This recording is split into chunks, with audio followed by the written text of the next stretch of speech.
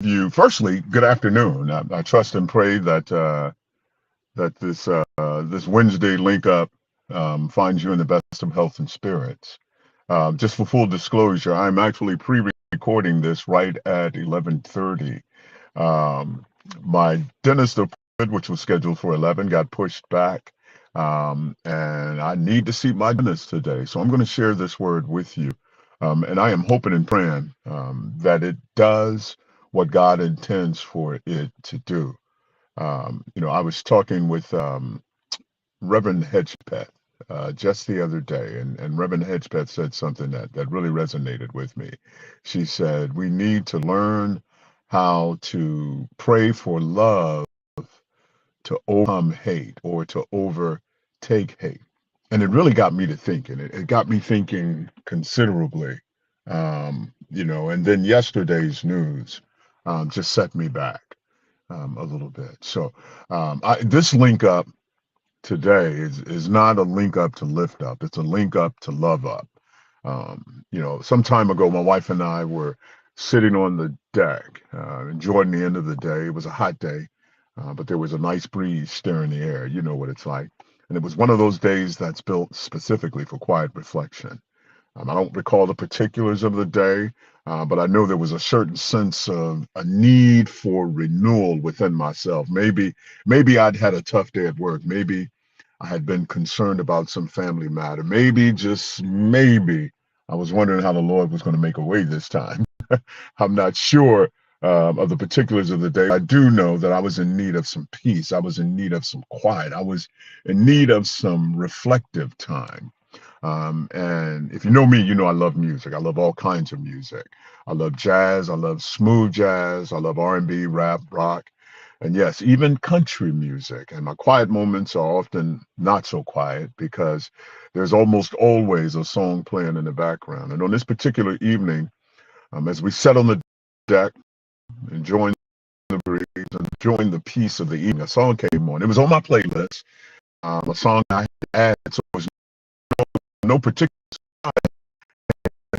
moment that day. That song chord as I listened to the words of the song, probably for the thousandth time, it began to minister to me. I realized that the Lord was speaking to me through the words of this song. It was old Stevie Wonder song, his 1976 album, Songs in the Key of Life. My mother brought that album when it was first released. I was at the age of 12, and the only joy I could find in the album was from two particular songs. Isn't She Lovely? Isn't She Lovely? And Sir Duke, a song he wrote about and dedicated to Duke Ellington. Those back when I was 12, those songs tickled my preteen taste for music I could dance to, if you understand what I'm saying. And the good thing was, the album itself came with the words to the song. So in the span of just a few weeks, I knew all of the words to both of those songs. Name. Londi, it could not have been done without you who created the one that's so very special, made from love. My two favorite songs. As I grew older, my appreciation for Stevie Wonder and his music grew. That Stevie Wonder was born blind. He was 8 weeks premature at birth, and the blood vessels in the back of his eyes never fully developed, causing his retinas to detach. Yet, as is often the case, God turned this ability into an extraordinary ability.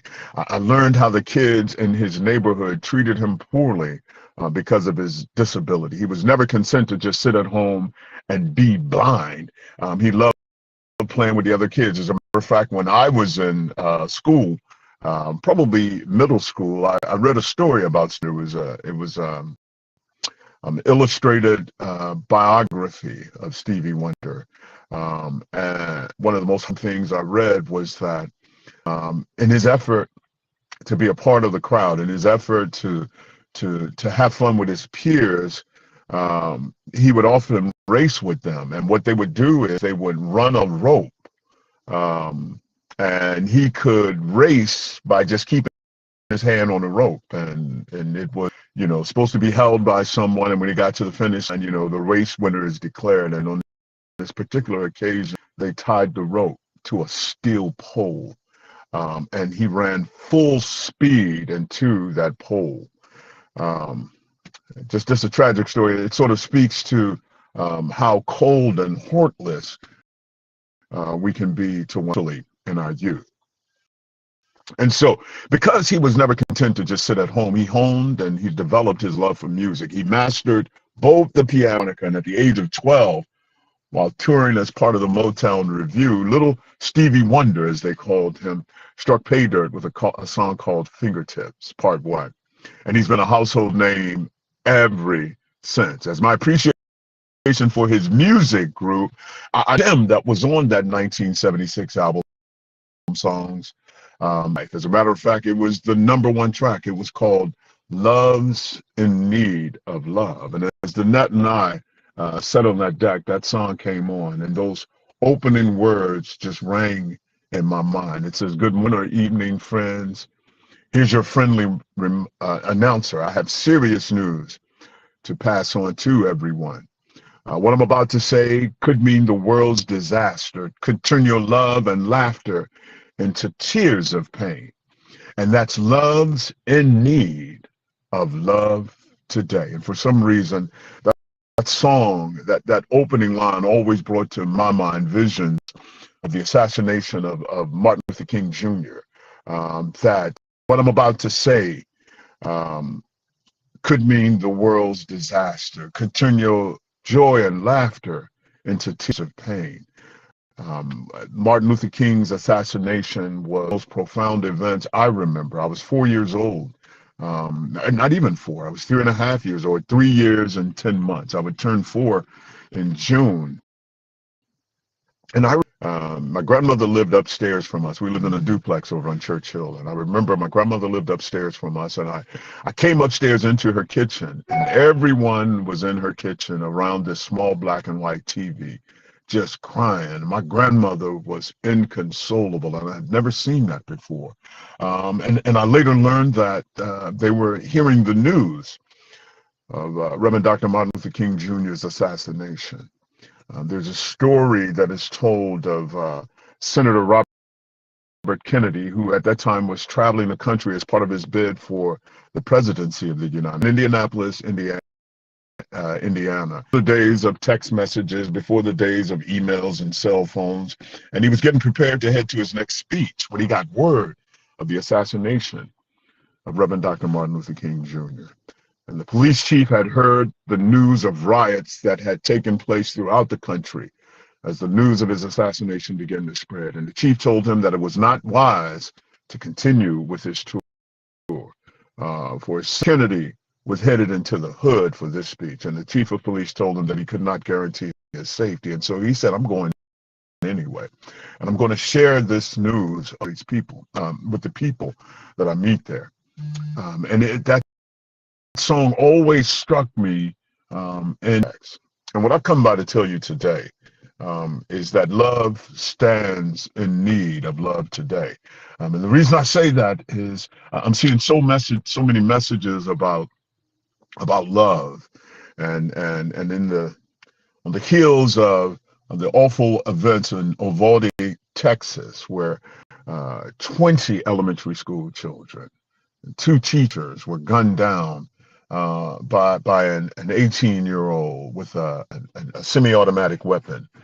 On the heels of hearing of the news of a continuing rise in murder rates here in Richmond and in the surrounding counties, that in hearing back in March of the invasion of Ukraine by Russia and the subsequent slaughter of innocent civilians. I'm not talking about people caught in a firefight. I'm talking about people who were targeted by the Russian army, apartment buildings that were blown up, a theater that had been set aside for the sole purpose of civilians being able to go there for safety, that it was struck.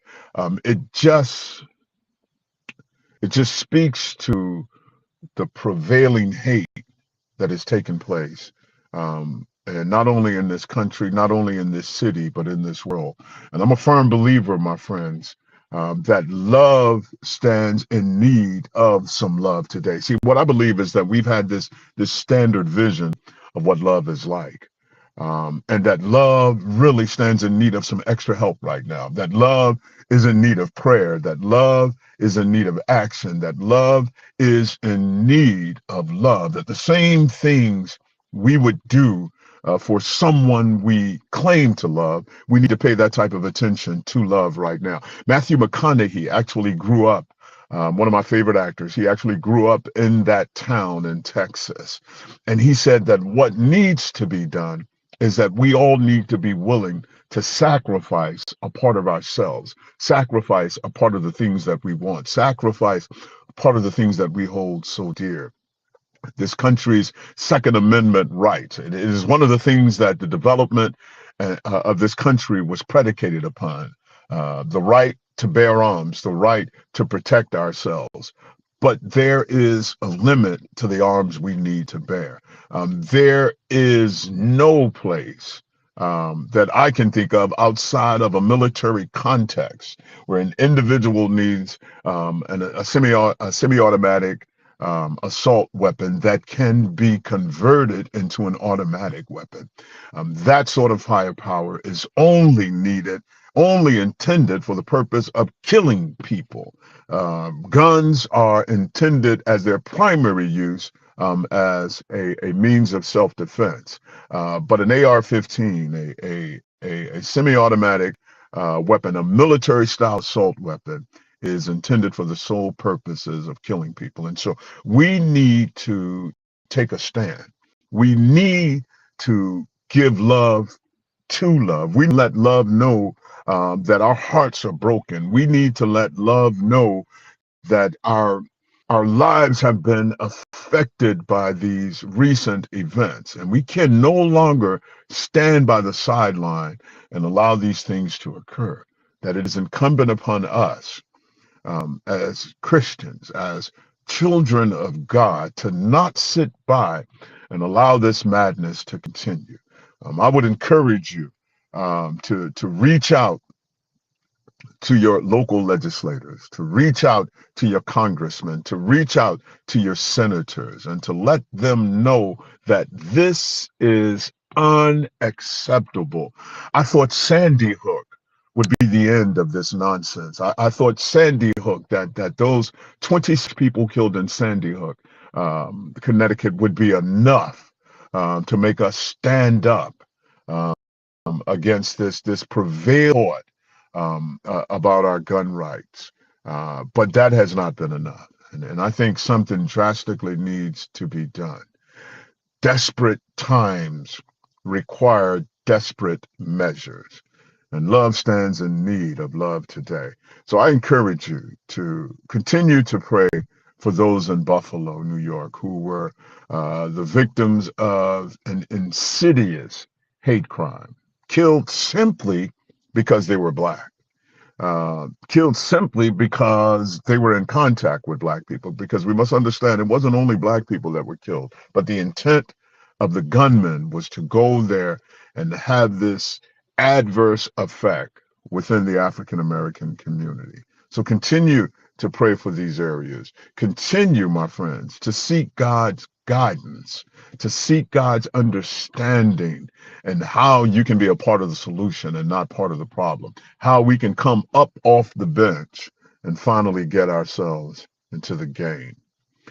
Um, these are troubling times, my friend. We can no longer afford to sit on the sideline and revel in our silence. We can no longer afford to just talk amongst ourselves about how awful it is. But love's in need of love today. Love's in need of action. Love's in need of prayer. Love's in need of love. You take care of yourself. Continue to pray for one another and continue another lifted up in your thoughts and prayers. If you need anything from me, you know how to find me. God bless you.